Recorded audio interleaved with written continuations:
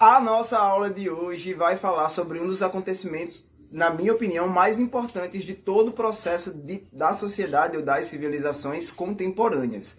A gente vai falar justamente sobre o processo que fez mudar aí a divisão da história entre idade moderna e idade contemporânea, que são os dias que nós vivemos hoje, e principalmente vai mudar a visão política e a administração pública na história da humanidade. Nós vamos falar hoje sobre Revolução Francesa. Esse primeiro vídeo aqui, a gente vai estar acompanhando sobre como a sociedade francesa estava dividida, os antecedentes históricos, né, que levaram a essa parte da população na França a se rebelar contra os outros grupos e começar a falar sobre a divisão da história, né, e os processos que levaram ao primeiro movimento dentro da Revolução Francesa, que é a época do terror francês. Vamos então já começar direto falando que a Revolução Francesa é um processo aí que vai começar em 1789, vai se arrastar até 1799 para alguns historiadores e para outros vai até 1815, que estaria aí incluindo o governo de Napoleão Bonaparte. Além das mudanças sociais que eu já citei aqui no começo do vídeo, que vão se desenvolver em toda a França, essa revolução ela vai alterar a forma com que a Europa se organizava já naquela mesma época e vai impulsionar outros movimentos históricos aí, como é o caso da vinda da família real portuguesa para o Brasil, mas isso a gente só vai falar no último vídeo dessa sequência. Essa aula aqui sobre Revolução Francesa vai ser dividida em 3 partes. A nossa aula de hoje vai ser para a gente falar sobre os antecedentes e o que levou a Revolução a começar e os primeiros movimentos aí dentro da Revolução. Antes de tudo isso, a gente precisa entender como é que a civilização francesa estava organizada nessa época. Vocês lembram que lá na aula sobre absolutismo, eu falei que naquela mudança entre o fim do feudalismo e o início do chamado novo Estado, ou novo regime, a maioria das populações por toda a Europa, elas foram se dividindo em 3 grupos, né, classificados como estados. Primeiro estado, segundo estado e terceiro estado. Na França isso não vai ser diferente. Na França o primeiro estado é todo composto pelo clero, ou seja, os membros da igreja. O segundo estado é composto pela nobreza, e vamos lembrar que a nobreza se dividia em outras 3 classes. A nobreza provinciana, que vivia nas cidades, a nobreza rural, que ainda vivia no campo, e a nobreza togada, que eram os antigos burgueses que foram transformados em nobres. Isso não vai acontecer com toda a burguesia, vai acontecer apenas com os burgueses mais ricos. E o terceiro estado era aí formado por todas as outras classes sociais que existiam na França. Então a gente vai ter trabalhadores camponeses, trabalhadores da cidade e, lógico, os burgueses que não conseguiram ascender para a nobreza togada. A população francesa nessa época estava estimada em mais ou menos 25 milhões de franceses. Cerca de 1 milhão de franceses estava aí dividido entre o primeiro e o segundo estado. Então nós temos aproximadamente 24 milhões de pessoas no terceiro estado. Prestem atenção porque esse número é algo muito importante.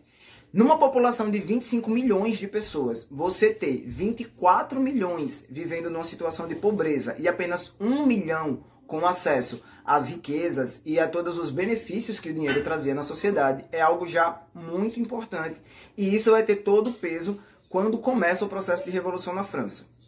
A situação na França nesse período era o seguinte: por causa de um processo natural, aí houve uma esfriagem na temperatura e houve uma seca na época. Engraçado, né? Que houve uma esfriagem e ao mesmo tempo uma seca. Seca no sentido de que a agricultura não estava dando certo, né? Os produtos agrícolas e toda a França era muito voltada, tanto a sua economia quanto o seu autoabastecimento voltado para a agricultura. E quando a agricultura não dá certo, faltou comida para comercializar, mas principalmente faltou comida para a população francesa. E o que vai acontecer com isso? Fome generalizada. E nós estamos falando, vou repetir para vocês, de uma civilização, de uma sociedade, né, já nessa época, de uma sociedade onde 24 milhões, de 25, né, 24 milhões, não teria dinheiro para se alimentar. A situação estava tão problemática na França que um trabalhador das cidades gastava aproximadamente 80% do seu salário só com pão. E muita gente se alimentava apenas uma vez por dia, porque, como eu estou falando para vocês, teve uma grande dificuldade para a chegada de alimentos na França, principalmente ali depois de 1715 até 1726. Só que esse processo ele vai se arrastar por vários outros anos, várias décadas na verdade, até chegar nesse momento mais crítico que nós vamos falar, que é 1789. os antecedentes, né? A gente já entendeu aqui qual era a situação da sociedade, né? Como essa civilização francesa estava organizada e quais os problemas que estavam presentes. Mas aí, os antecedentes históricos que levam essa sociedade a entrar nesse processo são coisas que nós já falamos aqui. Primeiro, a Guerra dos 7 Anos, que a gente falou recentemente, que aconteceu entre Inglaterra e Estados Unidos, aliás, Inglaterra e França, desculpa. Os dois países viviam numa guerra já cultural há muito tempo, é histórico esse embate aí entre Inglaterra e França. A França acaba ajudando os Estados Unidos a começar o seu processo de independência da Inglaterra, porém isso vai afetar os cofres franceses. Então a situação financeira que já não estava boa vai ficar bem pior. Agora não tinha dinheiro mais para tentar salvar a população, e isso vai fazer com que o governo francês cobre taxas mais altas de uma população que já está passando fome. Então, se já não tem dinheiro para comprar comida, imagine agora como é que as coisas começam a ficar cada vez mais problemático. O grande problema vem que, depois dessa guerra com a Inglaterra, toda vez eu fico trocando Inglaterra para os Estados Unidos, depois dessa guerra com a Inglaterra, por mais que os Estados Unidos tenham saído vitoriosos e conseguiram sua independência, a França sofreu um impacto negativo muito grande. Então, o que havia de positivo para sobrar para o apoio que a França acabou dando para os Estados Unidos não chega. Ou se chega, nos momentos em que chega muito pouco. O que vem, inclusive, de comida da exportação, né, o que eles conseguem exportar de comida, é muito pequeno e só supre as necessidades aí do primeiro e do segundo estado. E isso, por si só, acaba se tornando um problema ainda maior dentro dessa confusão que já estava a França. Parece que muita coisa está acontecendo ao mesmo tempo, e estava mesmo, e parece que todas essas coisas elas só levam a piorar a situação do terceiro estado, e isso também é verdade. Para vocês terem uma ideia, além de toda essa situação totalmente desfavorável para o terceiro estado, eles ainda, por mais que fossem a parte da população com maior número de pessoas, eles eram a parte da população que tinha menos expressão política. Nas assembleias políticas, o terceiro estado, eles nunca tinham tanta voz. As coisas que eram colocadas para a votação do terceiro estado, para serem adotadas como administração pública, sempre eram negadas, porque existia um acordo entre o primeiro e o segundo estado de não desfavorecer os seus ideais. Então acabava que o terceiro estado, por mais que tivesse ideias boas para diminuir as tensões sociais que existiam entre os grupos, acabava não sendo aprovado. A gente entende que o ano de início do processo da Revolução Francesa foi 1789. Porém, alguns acontecimentos dentro da própria França já levavam a sociedade para todo esse processo de revolução alguns anos antes. Por exemplo, em 1787 acontece a Assembleia dos Notáveis. E o que é a Assembleia dos Notáveis? A reunião do primeiro e do segundo estado para tentar resolver aí toda essa crise financeira, todo esse problema que estava existindo fora da França, mas que estava influenciando a França diretamente, porque afinal de contas, vale repetir aqui, o rei francês fez com que a França entrasse numa guerra aí social, civil, que não era da França, era só por puro desentendimento com a Inglaterra. E isso, obviamente, fez com que a situação financeira da França piorasse. O que fica decidido dentro da Assembleia dos Notáveis praticamente não dá conta de resolver nada dos problemas da França. Começa a existir uma pressão externa dos outros países que tinham alianças econômicas e alianças políticas com a França, e existe a necessidade de 1788 convocar a Assembleia dos Estados Gerais. E agora prestem atenção, porque é a partir daqui que o negócio vai desenrolar de uma vez por todas. O terceiro estado vai se revoltar com a situação na França e o negócio vai dar bem errado, ou certo, né? Porque afinal de contas deu errado para eles naquela época, mas para nós, para as sociedades de hoje em dia, deu muito certo, porque muita coisa mudou a partir daí. Em 1788 são convocadas as Assembleias dos Estados Gerais. E agora, além do primeiro e do segundo estado, o terceiro estado, que vale lembrar, era composto pelos burgueses, alguns burgueses, né, os mais baixos, que não conseguiram enriquecer tanto, e os trabalhadores. Vamos entender só como dois grupos para ficar mais fácil da gente acompanhar. Ou seja, toda a população pobre, a parcela pobre da França, estava toda no terceiro estado. O que acontece? Nessa reunião da Assembleia dos Estados Gerais, eles queriam colocar aí, né, todo o acontecimento e, junto com o terceiro estado, chegar aí a uma ideia de como essas dívidas da França seriam controladas ou cobertas.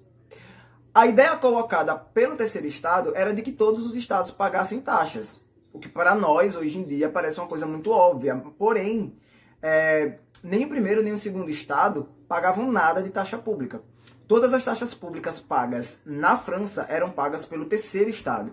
O primeiro e o segundo estado, eles viviam de forma parasitária, né? Eles viviam do dinheiro que eles arrecadavam do terceiro estado. E agora tem uma coisa que é mais ou menos uma fofoca da França dessa época, e é interessante para a gente entender a situação de revolta dentro do terceiro estado, que era o seguinte: acabei de falar para vocês que só o terceiro estado pagava as taxas públicas, primeiro e segundo estado não pagavam.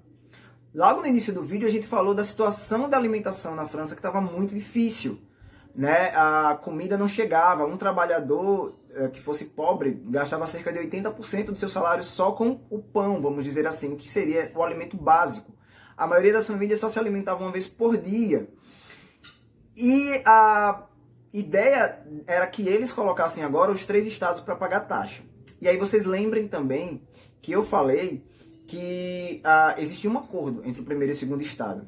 Além de toda essa situação, existiam bailes que aconteciam frequentemente. Então, quando um acordo dava certo nessas assembleias, eles faziam festas, né? O primeiro e o segundo estado faziam festas de comemoração. Então, o pessoal que passava fome, que estava numa situação muito difícil, ainda precisava ver, né, os grandes bailes acontecendo nos palácios franceses, o pessoal lá se divertindo enquanto eles não tinham o que comer. Muita gente, inclusive, trabalhadores dos palácios, ou as pessoas pobres que moravam na proximidade do palácio, comiam os restos. Sim, tinha comida jogada fora, e era muita comida jogada fora. A partir daí começaram a circular alguns panfletos que convocavam as pessoas a se rebelarem contra essa situação na França. Só que isso não tinha se encaminhado tanto para frente assim. Até, como eu falei para vocês, essa Assembleia dos Estados Gerais. Quando o terceiro estado tenta colocar aí medidas onde os 3 estados precisariam trabalhar e doar parte do seu dinheiro como taxa pública para melhorar a situação na França. Foi colocado em votação. Porém, o primeiro e o segundo estado, mais uma vez fazendo mão daquele acordo que eles tinham, não aceitaram essa colocação do terceiro estado. E, pelo contrário, aumentaram a quantidade de taxas e o valor das taxas que o terceiro estado tinha que pagar. Pronto. Esse foi o estopim para começar toda a revolta dentro da França. A partir daí, começou um pandemônio e tem início, assim, um processo que a gente chama de período do terror ou período do medo dentro da Revolução Francesa, né? Um período de total situação de tensão na sociedade. Foi muito violento, muitas pessoas chegaram a morrer e um episódio é muito emblemático para esse período e para toda a história do processo: a tomada da Bastilha. Deixa eu melhorar a iluminação aqui para ver agora se a gente consegue gravar um negócio de uma forma mais decente. Então, ó, mais precisamente no dia 14 de julho de 1789, levando à frente aí os ideais de liberdade, igualdade e fraternidade. Não estou misturando agora com o iluminismo. E sim, os ideais da Revolução Francesa, levados pelo povo do terceiro estado agora como discussão para as ruas, são os mesmos ideais do iluminismo. Vocês lembram que quando a gente falou sobre o iluminismo, eu falei para você que o iluminismo, ele deu a ideia, né? Ele fundamentou, ele deu base aí para as ideias de revolução em vários outros acontecimentos históricos. A gente falou de independência dos Estados Unidos recentemente, a gente está falando agora de Revolução Francesa, e sim foram influenciados por todo o processo do iluminismo. A França principalmente traz, né, de uma forma muito direta, esses ideais, né? Os ideais de liberdade, igualdade e fraternidade que surgem no iluminismo, eles são os ideais de base da Revolução Francesa, né? Fazendo uma alusão direta ao processo do iluminismo. Então, o povo, o terceiro estado, né, munidos agora desse ideal, começam a ir para as ruas. Eles saíram invadindo os casarões que pertenciam a burgueses ricos, né? Eles saíram aí, principalmente o pessoal que fazia parte agora da chamada nobreza togada, né, os burgueses que viraram nobres. Eles invadiram palácios, eles destruíram todos os lugares onde eles tinham acesso, mas que pertenciam a famílias ricas da França, e eles se encaminharam em direção à Bastilha. Isso vale lembrar que no percorrer desse caminho eles espancavam as pessoas que eram considerados nobres lá na França nessa época, membros da igreja. Existia uma raiva muito grande de alguns membros da igreja nessa época, porque existiam aí dentro daqueles panfletos que eu citei recentemente aqui agora, que começaram a circular aí as ruas, tinham panfletos que demonstravam aí a insatisfação de membros da igreja participarem de festas dentro dos palácios, e essas festas terminavam de forma bem duvidosa aí, envolvendo inclusive prostituição. E tinham membros da igreja presentes nos momentos. Inclusive, alguns panfletos diziam que esses membros da igreja participavam de algumas coisas. Então a população estava muito insatisfeita com todo o processo. Não era só com um grupo ou com outro, ou só com a situação da fome, mas era a situação deles se aproveitarem cada vez mais desse povo que já estava sofrendo há muito tempo, né? Enquanto essa parcela da sociedade estava usufruindo aí de todos os poderes.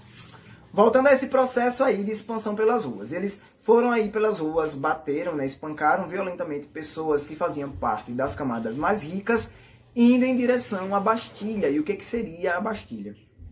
A Bastilha é uma prisão francesa, que nessa era uma prisão francesa, né, que nessa época ela era o símbolo do poder do governo. Por quê?